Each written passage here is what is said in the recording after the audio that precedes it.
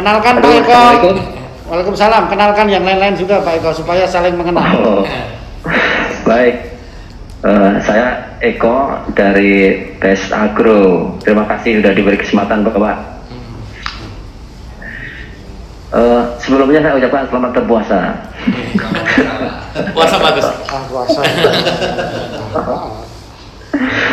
Baik Pak.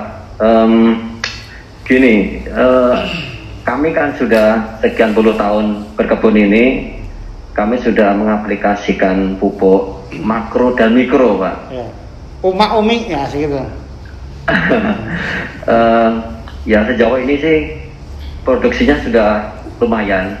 Ada kebun yang sudah mendekati potensi PPKS, tetapi pencapaiannya itu setelah sekian mungkin belasan tahun baru dapat mendekati itu. Awalnya itu jauh Pak.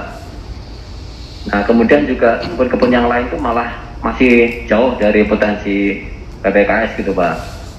Nah saya tuh terpikir ya selain pupuk makro sama mikro, apa ada lagi yang bisa kita tambahkan gitu Pak ya, selain dua itu. Saya tuh pernah mendengar informasi mungkin hormon atau enzim itu bisa membantu katanya Pak. Nah mohon masukan dari Bapak sekalian lah, kira-kira gimana itu Pak. Iya. Terima kasih Pak. Terima kasih Pak Eko yang di Best Agro Internasional. Jadi beliau ini kebunnya ada di Kalimantan Tengah, ada Kalimantan Selatan ada. Jadi di Pulang Pisau sana pun ada. Jadi sudah hampir putus asa Pak Eko ini. Sampai akhirnya ketemu Muhayyad. Ya, sudah puluhan tahun nanam kelapa sawit. Tapi kok meningkatkan itu lama, tapi kan hampir tercapai tadi. Iya, sudah hampir tercapai. Sudah lama. Ikhtiarnya udah luar biasa. Awal-awal dia menggunakan umi, unsur makro dan unsur mikro, kan gitu. Jadi tidak usah patah semangat biasa. Saya menghargai bangsa Indonesia ini Mas. Kenapa? Beliau ini menanam di lahan pasang surut yang segini, orang masuk pun payah. Iya. Kita pun pokoknya susah lah pokoknya. Tetapi bisa menanam kelapa sawit yang ratusan ribu hektar. Dan itu bisa dimanfaatkan untuk kesejahteraan rakyat Indonesia Mas. Nah, jadi itu yang harus patut dihargai. Apalagi bisa mencapai potensinya yang jadi potensinya luas loh Mas, bukan ngomongkan satu blok saja. Estate kebun. Nah, sudah dipupuk. Nah nanti tanya apalagi gitu. Apalagi jadi ya itu memang pelan-pelan supaya mencapai hal yang itu. Nah pupuknya sudah bagus, jadi ada makro mikro karena kan lahan gabut juga kan sebagian besar. Jadi saya tanya ke Pak Muhayyad dulu bagaimana meningkatkan itu tadi, apakah bisa dimainkan hormon dulu padahal udah pupuknya udah bagus yang unsur makro mikronya. Silakan Pak Muhayyad. Oke Pak Eko, ini matur nuwun yang udah dari jauh-jauh dari Best Agro dan teman-teman yang lain, yang audiens yang lain. Jadi pada dasarnya Pak nanti nambahi Pak Eko ya untuk unsurnya. Tapi saya akan mengupas dulu Pak apa komponen produktivitas Pak. Jadi produktivitas atau gap produksi itu ditentukan atau produktivitas ditentukan oleh 3 hal Pak Eko. Yang pertama adalah SPH Pak. Jadi populasi per pohon per hektar. Yang kedua adalah tandan per pohon per tahun. Yang ketiga adalah berat janjang rata-rata, kan gitu Pak. Kalau SPH saya rasa udah given Pak, Bapak 143 atau 136 ataupun 160 itu saya rasa sepanjang tahun sudah ada, kan gitu. Kemudian tandan per pohon per tahun ini korelasinya panjang Pak, karena ada 3 step yang mempengaruhinya. Step pertama adalah step ketika terjadi diferensiasi seks antara 17 sampai 24 bulan sebelum kejadian saat ini. Nah itu pasti akan mempengaruhi Pak. Kalau tadi unsur haranya cukup, kemudian airnya cukup, panjang penyinaran cukup, asimilannya cukup, pasti otomatis dia akan ngarah ke bunga betina. Nah begitu juga step yang kedua di antara periode 7 sampai dengan 16 bulan Pak. Di situ rawan terjadi abortus atau gagal bunga atau gagal bunga. Dan itu juga akan mengaruhi tadi 4 faktor tadi Pak, baik air, baik asimilat, baik dengan hara maupun dengan panjang penyinaran. Nah, dan yang satu kan gagal tandan di bawah 7 bulan Pak. Nah, itu juga akan mempengaruhi. Tentunya kalau seumpamanya tandan pasti kan faktornya lama, butuh waktu yang lama kan gitu. Nah satu lagi komponennya ini kan berat janjang rata-rata. Nah berat janjang rata-rata ini bisa dipecah dua Pak, fruitset sama frutuban. Nah fruitset sendiri kan aturan Pak Agus kalau sudah nyampaikan kan pasti kalau nilai fruitsetnya udah di atas 75% sudah oke. Nah yang kedua adalah frutuban Pak, yang efeknya kalau nilainya sudah 60% sudah oke. Tapi di sini pas ngecek fruitset Pak, jangan lupa kita harus selalu menghitung jumlah brondolan dalam setiap tandan itu ada berapa. Misalkan ada 2000 tandan Pak, kan gitu. 2000 brondolan. Yang partenokarpi berapa? Oh, ternyata ada 400. Berarti kita ada peluang Pak untuk meningkatkan berat tandan dengan mengeliminir yang 200 tadi biar terserbuki, kan gitu. Sehingga penyerbukannya bisa secara total dan fruitsetnya bisa di atas 75%. Nah, kalau itu Pak, berarti kan hubungannya tidak umik sama umi kan gitu. Tapi dengan serangga penyerbuk dan pemupuk mikro satu lagi yaitu hubungannya dengan boron yang membantu penyerbukannya.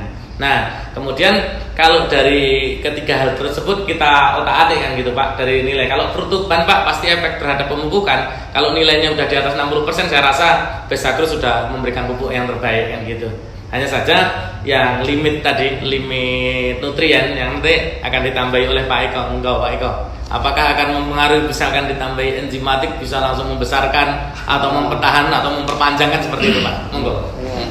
Hormon. Memperbesar dan memperpanjang. Oh iya Pak, brondolannya Pak. Brondolannya Pak. Ya, kita brondolan. Ya, silakan Pak. Baik. Jadi gini Pak, saya mau mengawalnya gini. Produksi itu tidak hanya tentang pupuk, tapi ada faktor lain yang mempengaruhi produksi. Wah, Pak Eko pasti sudah sering melihat presentasi kami faktor produksi kan gitu ya Pak, dari bahan tanaman, lahan, iklim, manajemen kultur teknis, manajemen panen dan seterusnya gitu. Nah, pupuk itu hanya bagian kecil dari yang mempengaruhi produksi.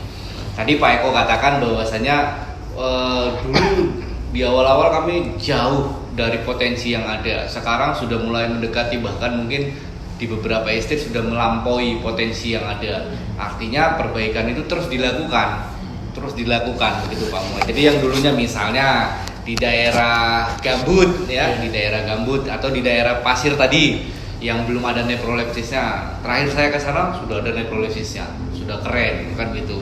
Introduksi terus dilakukan, terus tetap bagus. Nah, jadi dengan optimalnya lingkungan dari si kelapa sawit ini, dengan sendirinya pupuk yang kita beri juga akan diserap dengan baik.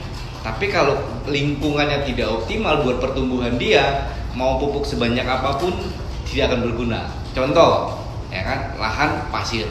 Sudah, saya lupa di estate mana saya ke sana itu. Lahan pasir. Wah, pasir putih semua, seperti tidak ada tanaman sama sekali, hanya tanaman sawit di situ dan hidup segan mati tak mau. Itu mau kita pupuk 1 karung pun percuma, sia-sia gitu. Jadi apa yang bisa kita lakukan? Perbaikin dulu lingkungannya, kan gitu. Kalau dianalogikan di manusia itu kan, disanitasi dulu rumahnya, jendelanya, ventilasinya harus bagus, halamannya harus bersih, ya kan, tempat tidurnya nyaman. Nah itu baru makan enak. Tapi kalau kita rumahnya kumuh, nggak ada ventilasi, pengap, mau makan apa? Makan steak pun nggak enak Pak, nggak kolu bahasa Batanya, bahasa Jawanya, nggak enak gitu. Jadi lingkungannya dulu diperbaikin, baru makanannya disediain. Nah, berkaitan dengan hormon apa enzim, sebenarnya hormon atau enzim itu sudah secara alamiah bisa dihasilkan di dalam tanah. Kalau kata Pak Agus tadi ya kan, kesehatan tanahnya terjaga dengan baik, banyak bakteri mikroorganisme dengan baik. Enzim contohnya apa? Bapak kalau pupuk urea gitu ya, tidak ada enzim nitrogenase di situ, nggak akan bisa diserap tanaman, ya kan? Jadi enzim atau hormon itu dengan sendirinya sudah ada kalau lingkungan tanahnya sehat, gitu. Apakah kita perlu menambahkan hormon lagi? Lihat dulu, macam tadi Pak Muhammad bilang, fruitset sama frutuban. Jadi dihitung partenokarpinya berapa. Nah, itu salah satu indikasi. Misalnya satu tandan itu 2000 brondolan. Ada 400 butir yang parteno. Kita identifikasi kan Pak, apa masalah? Oh, serangga penyerbuknya kurang. Dimunculkan hormonnya Pak Agus tadi, feromon itu tadi, atau dengan apa? Kairomix tadi untuk menarik, itu kan hormon juga kan Pak? Untuk menarik. Nah seperti itu. Jadi apakah hormon itu perlu Pak, tetapi bukan hal yang utama. Jadi yang paling utama kondisi lingkungannya dioptimalkan Analisis dulu. seperti itu. Jadi kalau pupuknya sudah oke, sudah diserap dengan baik, ternyata produksinya masih kurang, nah itu mungkin baru kita bisa bicara hormon. Tapi kalau lingkungannya sendiri belum bagus, penyerapan pemupukannya juga belum bagus, nggak usah buru-buru ngomongin hormon. Iya. Gitu. Pak Eko nanti dulu ngomong Siap. hormon nanti Oh, dulu. iya. Yang penting Bapak saya kasih resep yang mujarab. Oh. 2 yang Bapak harus capai target. Iya. Oh, ini langsung parameter. Oh iya. Fruit setnya Bapak harus di atas 75% dan fruit to buds-nya 60%. Iya. Kalau itu Bapak sudah tercapai, ceritanya enggak cerita umi lagi. Iya. Kalau target berarti kalau fruit setnya masih di bawah 75% itu berarti serangga penyerbukan. Iya. Ya. Kalau kurang ya bisa aspal, bisa esensial dan lain sebagainya. Pak, Jadi nambah ini Pak, mumpung lupa nanti. Kalau ketubannya udah di atas 60%, ini pasti Pak Pupuknya oil betul. per mesokrap basah per fruitnya itu di atas 80. Terus oil per mesokrap keringnya di atas 80 Pak. Itu rendemennya pasti di atas 26 Pak. Pasti kan itu. Iya. Udah dicoba Pak Gus. Iya. Oke Pak Eko ya, mudah-mudahan bisa dulu memikirkan hormonnya nanti dulu lah. Iya. Baik. Ya. Terima kasih banyak Pak. Ya sama-sama, ini banyak nih. Salam untuk peserta yang udah sampai 200 ini Mas. Iya, terima kasih. Ya, terima kasih lah ini. Nah, sekarang Kayaknya menarik Pak di ini Pak. Sekarang- Ditambah lagi ininya Pak, yang sekarang yang apa dulu? Q&A. Q&A. Ya. Cari pertanyaan yang sulit lah Mas. Ini Pak, sumber tani agung Pak.